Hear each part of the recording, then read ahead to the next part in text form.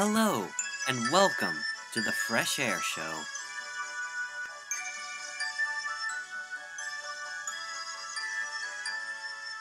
What is up, guys, and welcome to episode 7 of the Fresh Air Show. Or is it 8? I don't know. I'm losing track of things. Hello, everyone. Yeah, Hello. summer's been pretty long. I need work to do. I need to balance out the relaxation with work.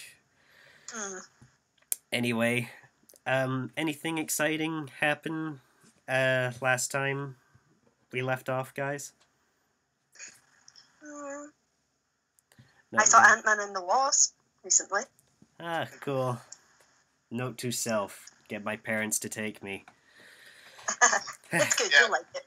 Yeah, Mostly watching films and stuff, like as usual. So yeah. Yeah. You know, speaking of movies, this summer I've been binge watching, or at least trying to, through Studio Ghibli movies. Love those. Yeah. Ghibli, whatever you want to call it. If God wanted us to say Ghibli, he would have put in a J. Yes. So, there's this story that that happens. To start off, yes, this summer I watched quite a few Studio Ghibli movies for the first time, and at the local cinema, I saw one movie that was advertised was definitely going to be a must-watch for me. So, if you love Studio Ghibli, you'll love Studio Ponuk, which is a branch-off company where, if Studio Ghibli eventually shuts down, Studio Ponuk will pick up the pieces. So they're the company you need to support. So I took two of my friends from high school to watch their first ever movie, Mary and the Witch's Flower. Now, the thing is, it was actually sort of a kids' club screening, and so it was a bit of an odd sight to see like these three young adults sitting in a theater full of kids watching animation. Like, I don't care if you're shorter than me, I want to watch this. So, both of my friends have Asperger's like myself, and one of my friends, Ewan, he tends to talk quite a lot, but I still like him either way. And the three of us basically were like Mystery Science Theater 3000, if you watch that. Yeah, where we basically, even if the movie's good, we often wind up pointing at the weaker scenes, like, yeah, that makes us laugh. And so, my friend Ewan was casually riffing through it, and it came to that scene in the movie where Mary finds the witch's broom, and there are these strange magic runes or symbols on the broom, and she's like, what does that say? And I remember Ewan saying something pretty rude, and for the sake of the podcast, I'm going to be censoring it. He basically said, I wonder what that says. F*** you. And basically, and the thing is, I was eating like, I was tucking into like this big bag of popcorn, and I was just casually eating away while he was saying that line. I had like a big mouthful of stray popcorn pieces, and as soon as he said that line, you know how like some people spray milk out of their nose if they when someone makes them laugh, like that. Yeah. yes, That basically happened to me, but with dried popcorn kernel shells, and I was like, Oh, God. And Oh, God, that reminds me of this one time. Years ago, I was drinking some water in my room, not really doing anything, just sort of standing in my room and daydreaming. I was drinking water. It goes down the wrong pipe, comes out my nose. I'm practically drowning. I have waterboarded myself.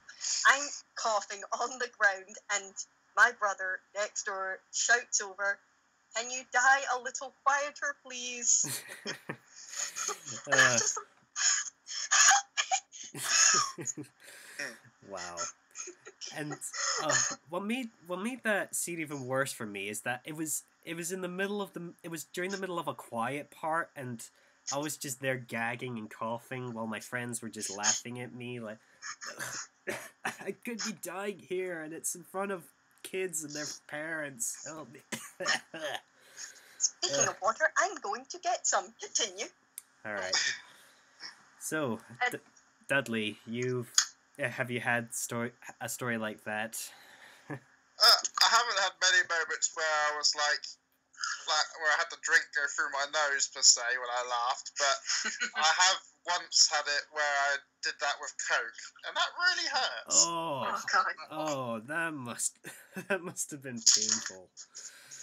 Oh, my nasal cavities. I'm It's melting. hard. Oh, It just kind of because it tingles. It's kind of like It's like jeez.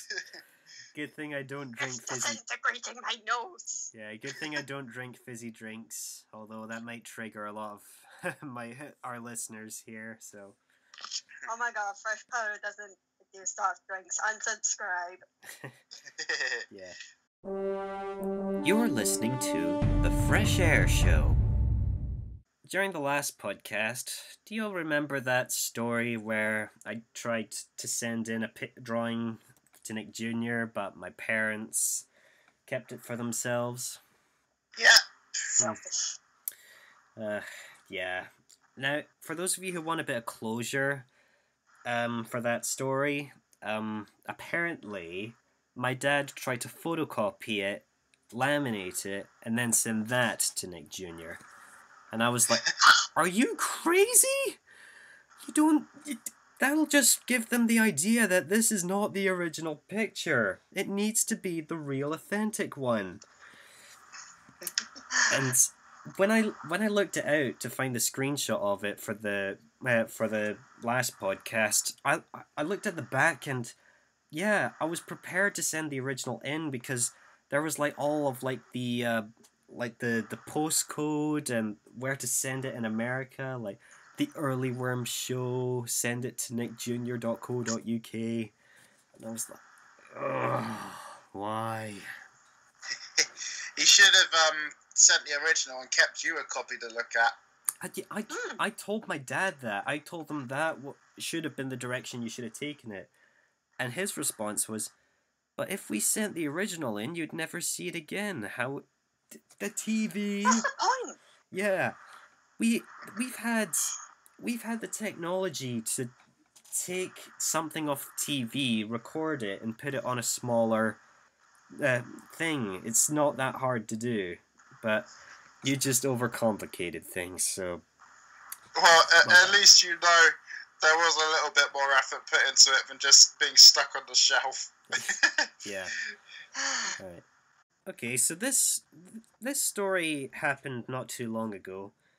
Basically, in summer, we tend to waste a lot of our time just doing what we love, and most of the time it's playing video games. Yeah, Yes. and particularly in my case, I was playing on the Switch for quite a bit.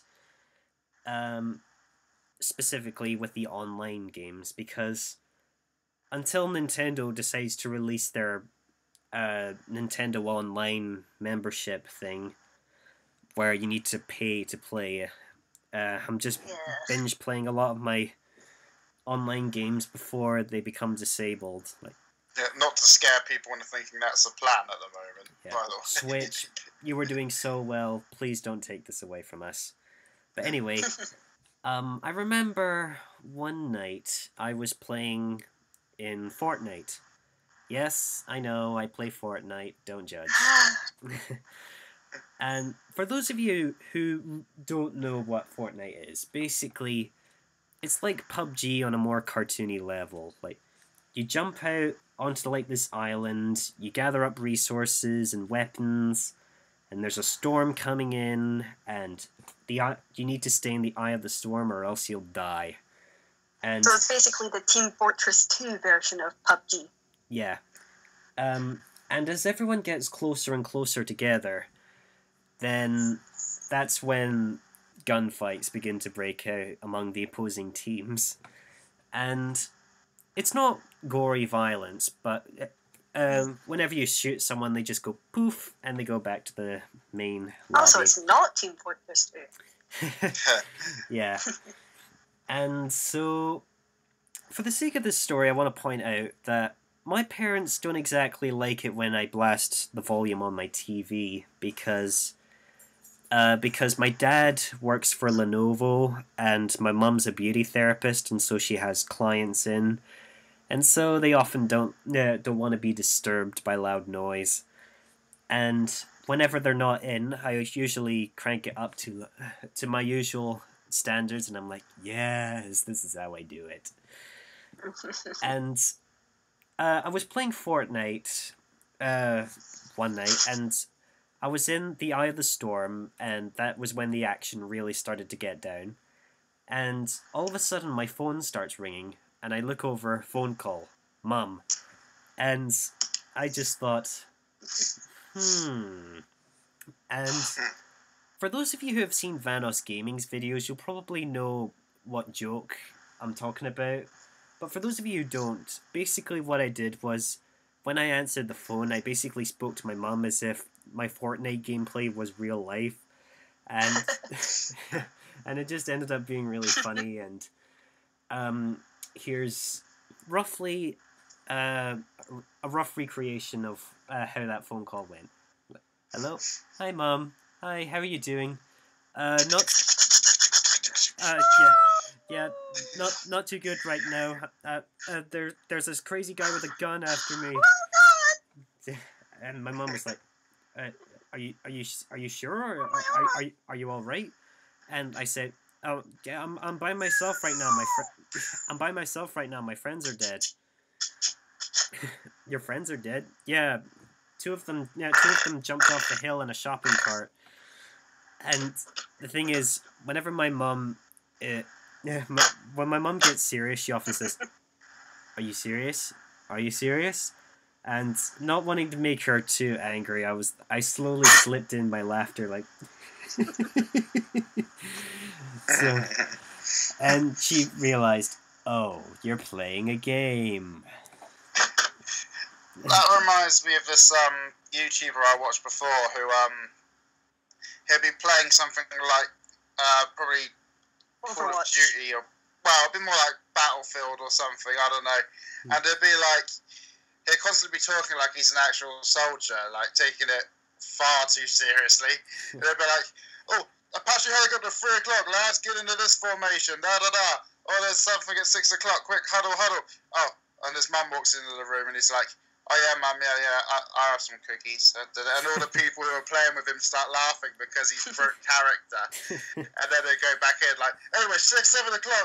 It's just, I don't know what the video is called, but I'd look it up because it's pretty funny. You know, that kind of reminds. Sorry. You know, I've seen. I think this is what you're getting to. I've seen some videos that can dwarf that sort of scenario. So there's this guy, I think me and Ryan have both seen him before, and basically he's got this musical launchpad device, and basically what it is, it starts the DuckTales thing. DuckTales. No, not that launchpad. Basically, for those of you who don't know, a launchpad is basically like this square-like device, and it's got like multiple square buttons on it, and you program it to sound like certain instruments or notes or phrases. It's a bit like a keyboard, isn't it? Yeah. Hence, it's called a launchpad because you could fit a rocket on there. A very small rocket, but still a rocket. Anyway, there's this guy who programs it to sound like random characters from media, whether it be like Heavy from Team Fortress 2 or Arnold Schwarzenegger in... Oh yeah, Cubby Kramer's his name. Yeah. he's also voiced Arnold Schwarzenegger in whatever he's been in, and in one video he's playing Overwatch with him, like as Zarya or Mei, particularly to pull off like his action hero or Mr. Freeze gags, like "Let's kick some ice." Or get to the chopper. Yeah, like run, go. And at one point, when he's doing the heavy thing, and one of them goes, "What character are you trying to be?" And he just clicks the button, and it's like, "I am heavy weapons guy. It is my weapon." He's brilliant. And he times it also perfectly, like it was pre-recorded, maybe. Yeah, because all the buttons are exactly the same. Like, how do you know which one is the? Yeah, they each do something different, but they just all look the same. They're not labeled or distinctly shaped. It's just pure skill. Yeah. You are listening to the Fresh Air Show. So, Dudley, we've put this off for quite a while, but now is the chance for you to bring it up. Yes. Now, I know that you have to be honest about this here, so have you ever had a movie you cried at for the fact that it was being sad? Oh, yeah, I can start it off. I can start off with that. So, as a kid, I don't think I was that aware or that responsive to emotions as well as I am today. I'm slowly getting used to it, but I think one moment I remember that makes me cry. 3 words, Bridge to Terabithia. Ah. Bridge to Terabithia, more like bridge to breaking my bloody heart. I've seen the Nostalgia Critics review of Bridge to Terabithia. I haven't actually watched it, but I think I know what makes you sad. Yeah, if you want to skip spoilers, please skip to 1903. Now, I was in the cinemas with my family when we saw this for the first time, and at first, when I saw it advertised, I was like, "Oh, this movie looks pretty fun. A young artist like myself goes into the woods. Mystical adventure to find inspiration or something." Yeah, he goes into the woods and makes a new world with his best friend. Oh, It's a little weird, but whatever.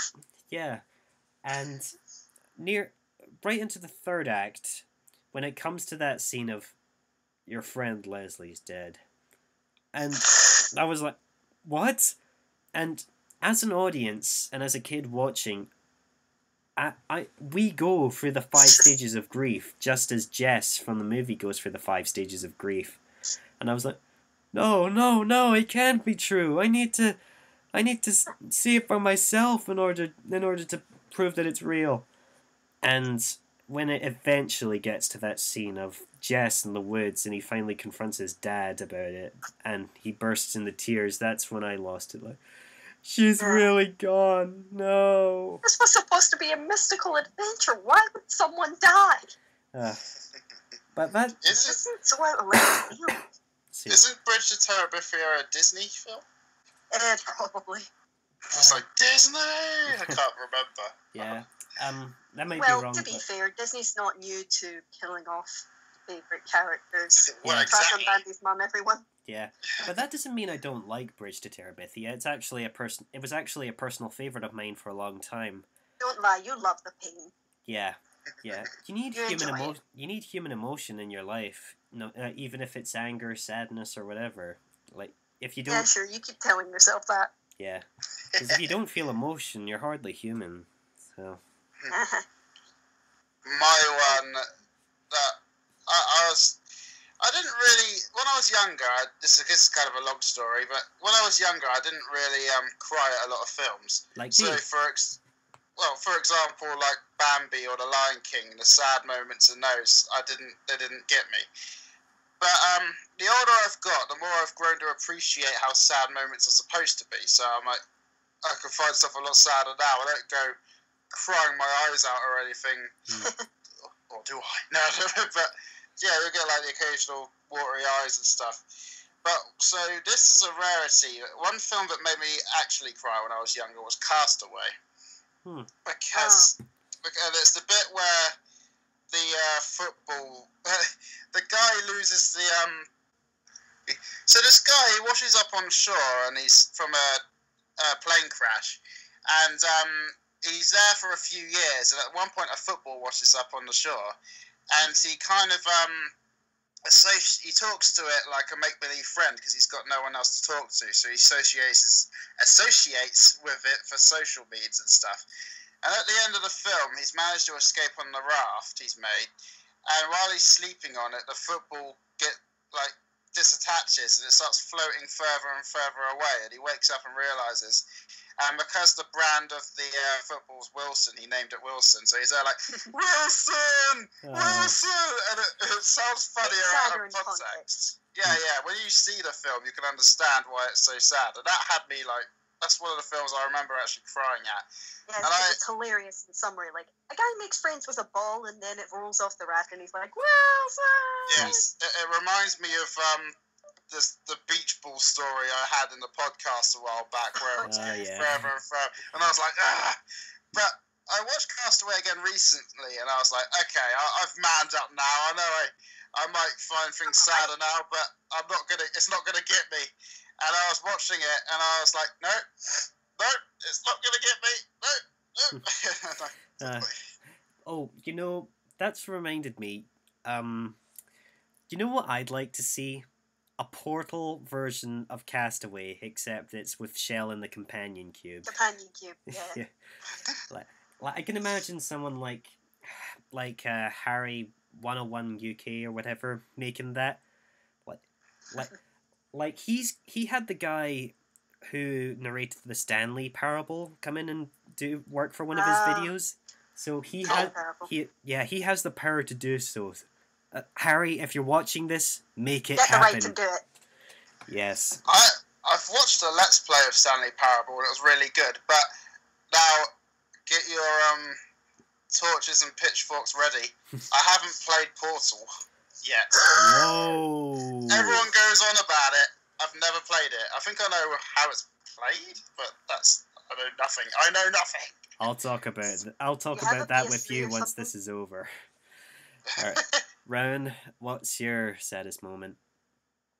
Well, like you two, I was never much of a crier, especially during childhood. I either just didn't get it, like when Mufasa fell into the wildebeest, I didn't quite get the connection that death equals never seeing them again equals sad. So you're just like, okay, well, he's dead. Yeah, because the thing with me is that I don't get quite as emotionally invested in series or movies now, because you've been through a lot that it doesn't really faze you?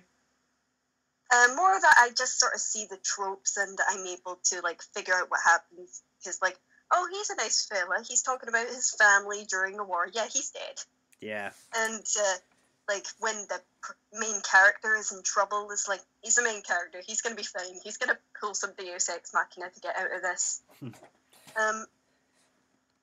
But recently, I did find one movie that actually did manage to make me tear up a bit, and that was Infinity War. Oh, yes. That's interesting, because if you hadn't said Infinity War, I was going to bring up how many kids must have run out of the cinema screaming when they got to the end of that. Yeah, that was heartbreaking. Specifically, what made me cry was that Spider-Man scene. You know the one. Yeah. Oh, yes, that's the saddest bit of the film. Next to Rocket saying, Groot, like, no. That is guaranteed to get Tom Holland an Oscar. Like, he does a great job of recreating David Tennant's pre-regeneration quote from Doctor Who.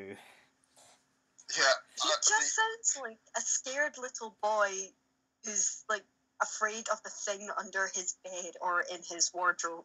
It sounded so realistic. Yeah. And he's just scrabbling on, like, Tony Stark, and he just sounds so scared. Yeah. And that literally made me have to take off my glasses to wipe my eyes. Because, like, oh God. And later when we were leaving, and I was still getting over all of that heartache, which took several days, I assure you. Wow. And my dad turns to me, I was with him at the time, and he was like, did you cry during that? And I was like, You didn't? Wow. Because every character in that movie is bound to be at least someone's favorite. Like, oh, my favorite character is Doctor Strange, and Yeah. by the end of it, and one of them just so happens to be bumped off, you're like, oh God, what now?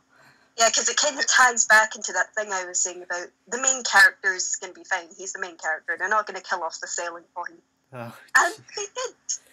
oh, Well, that's what's good about films these days, though. Like, you've got Infinity War, the last Harry Potter, and though I haven't seen much of it, Game of Thrones. It seems that most of your favourite characters, if you pick one, is probably going to end up dead.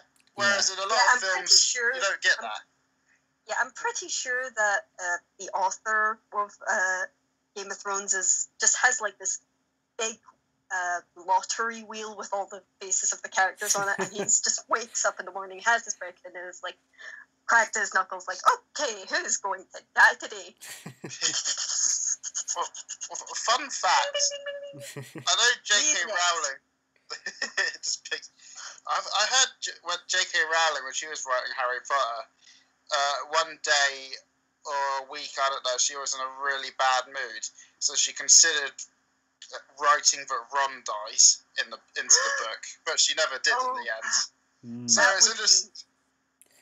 Yeah, so it's interesting to see how moods can affect where you'd want the book to go and things. yeah, blimey. Oh, you know, something else I do want to bring up that kind of has made me cry as a child.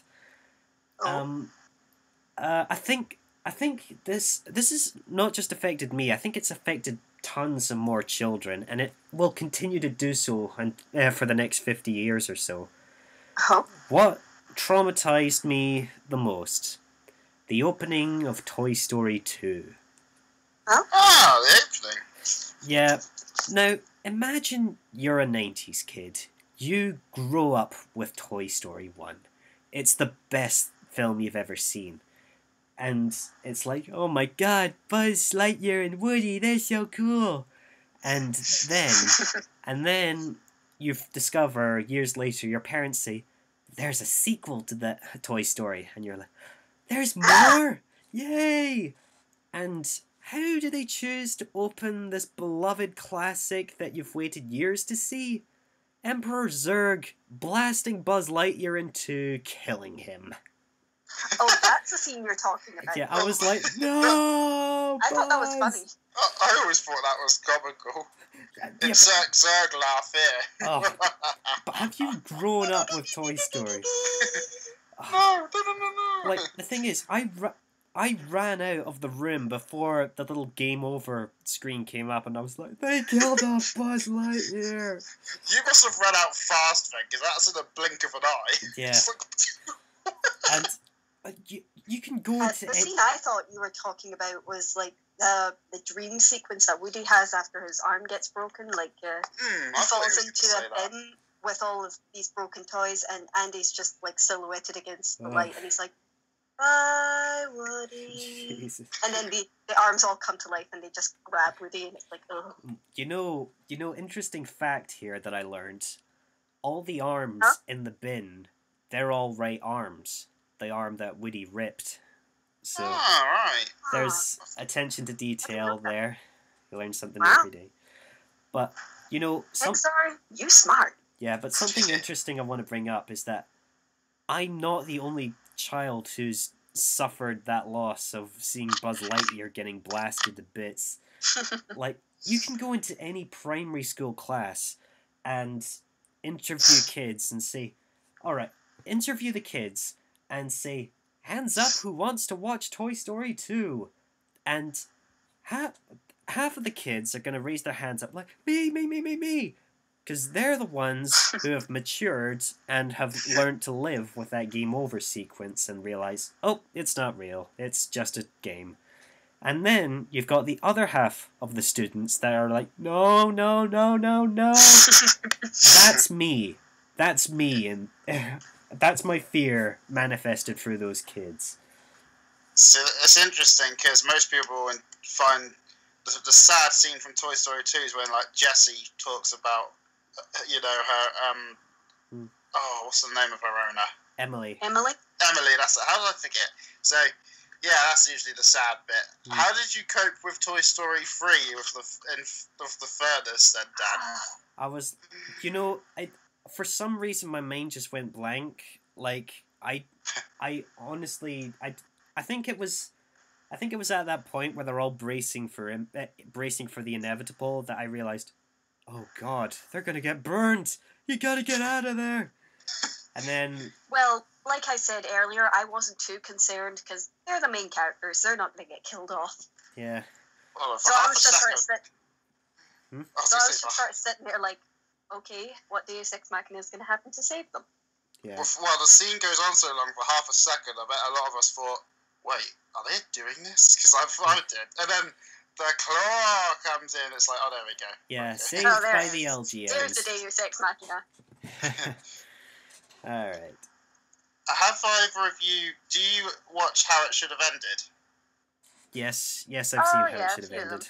Have you seen their take on what happens at the end of Infinity War with, like, Voldemort saying to Joker, I don't want to go, like, doing the Spider-Man God. bit? Like, That's become a meme. You can do that with any character and people will say, oh, you're referencing Infinity War. I see what you're doing there. Yeah, just like the dissolve effect, and everyone will get it. You don't even need words. Just like the dissolve effect, and how dare you? so, mate, another thing regarding sad moments. Have either of you watched Sonic X? You know what, I have, but not entirely. I used to like come home from school and it be on CITV, like, hey, I know Sonic, let's give it a go. Okay, well, how are you with me going into spoiler territory here with what happens in the last episode? There was Without spoiling too much. Wait, did you hear that? I think Sonic was listening into that podcast. Did you hear him? He just zoomed by like zoom. Oh yeah, I heard that just now. Sonic, wait up! I want your autograph. Never mind. Carry on.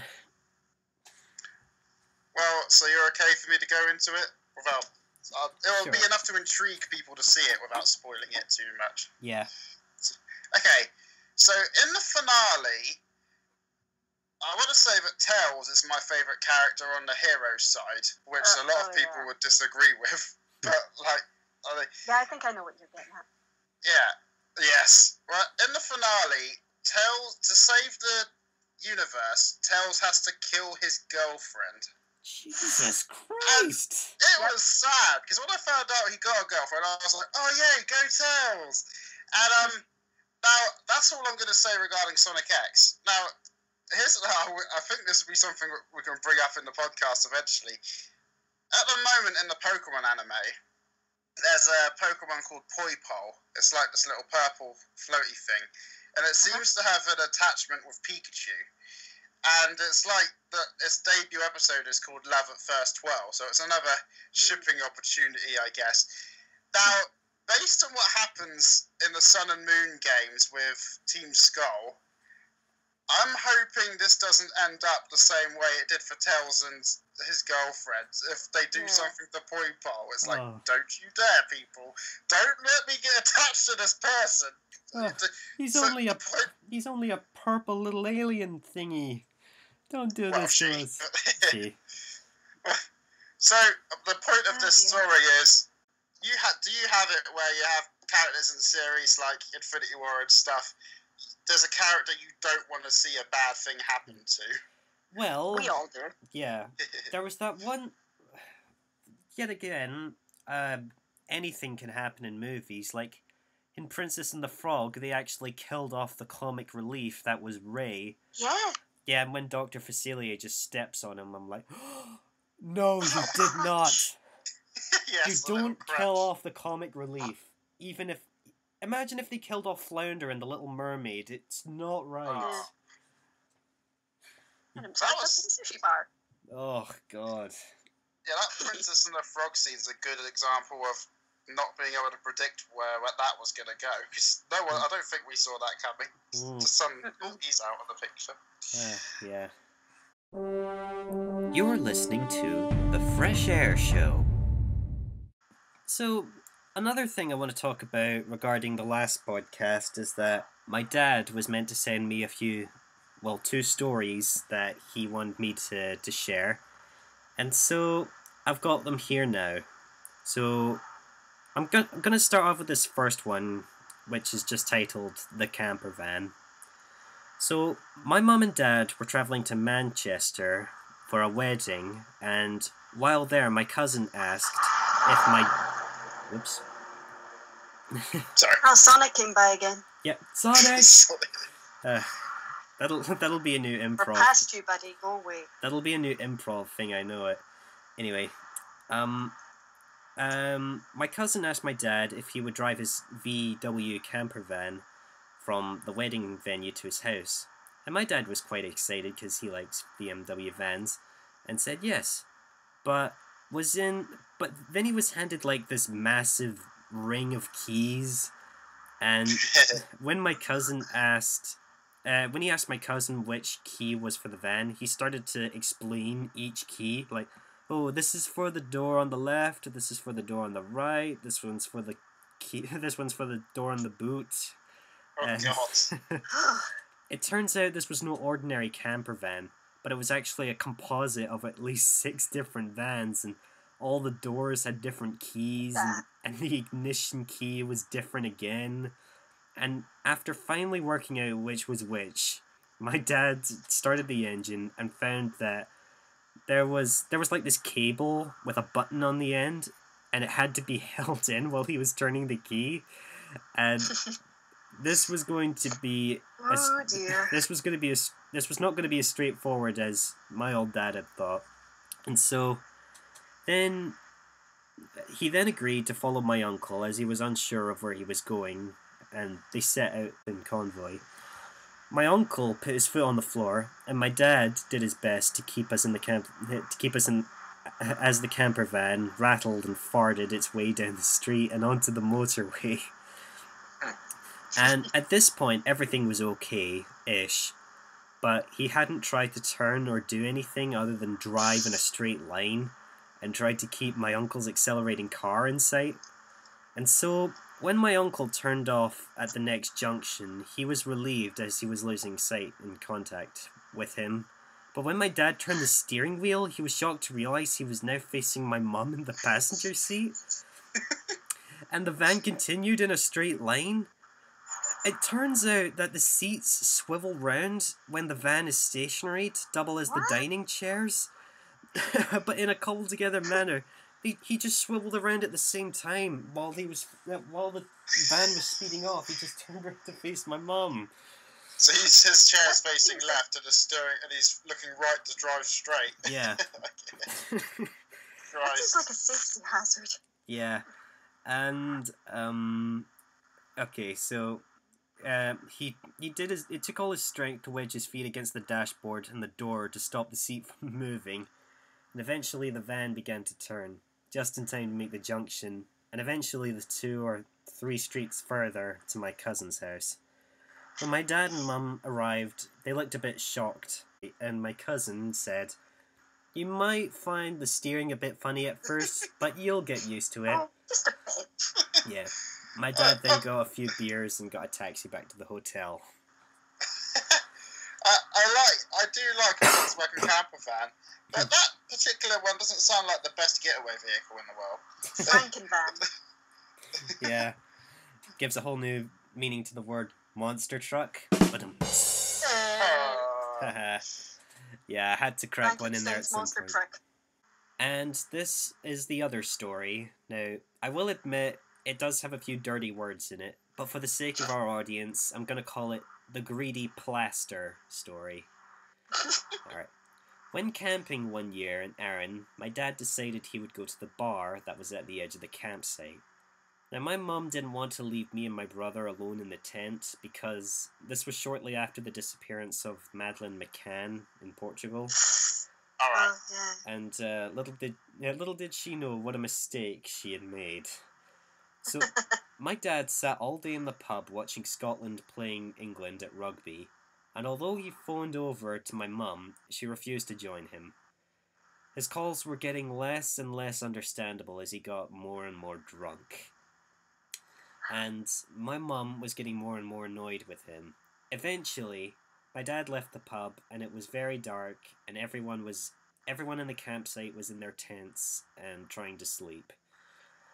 My dad didn't want to disturb them, so he tried walking back to our tent in the dark, with no torch, by the way.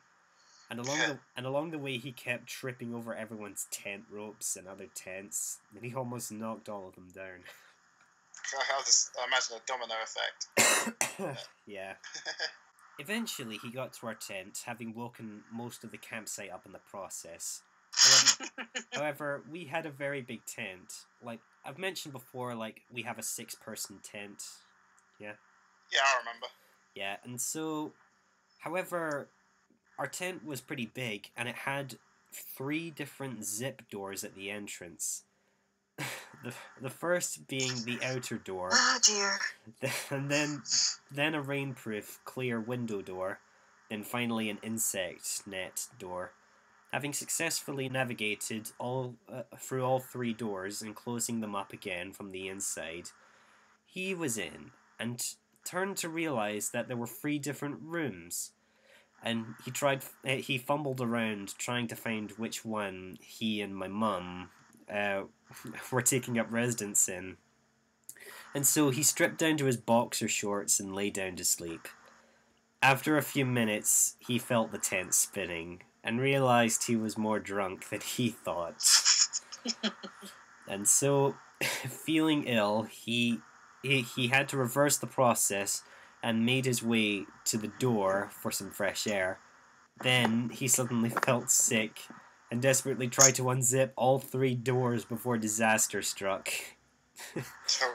But he wasn't fast enough, and so he threw up on the final zip door when it opened. It was just like, Oh. ugh.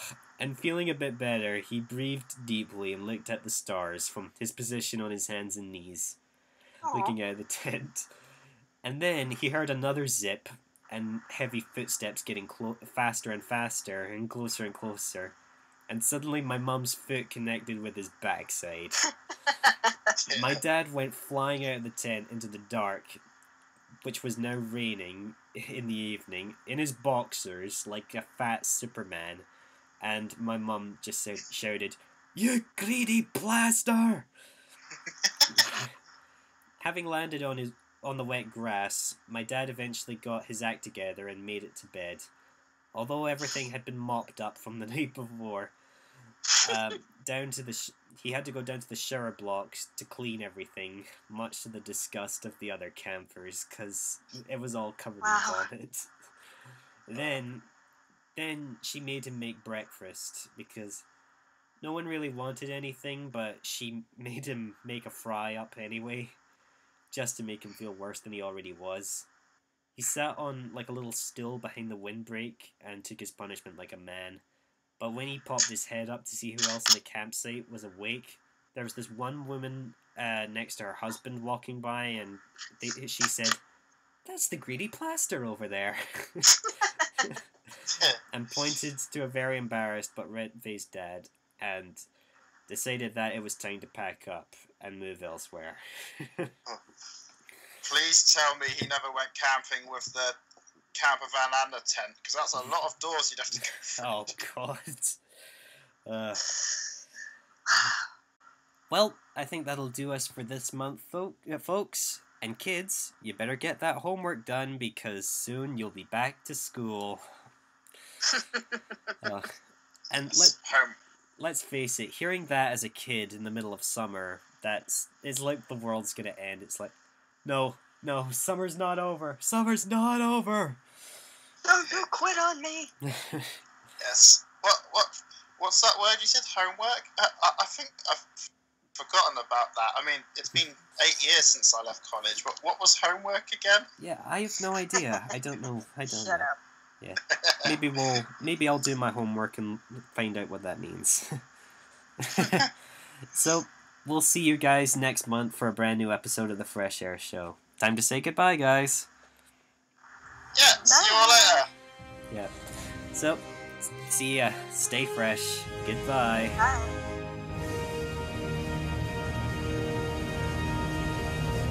You have been listening to The Fresh Air Show. Leave a comment down below or email Fresh Powder. See you next month for a whole new slew of content. I'm talking really fast right now because it's what they do at the end of the radio shows.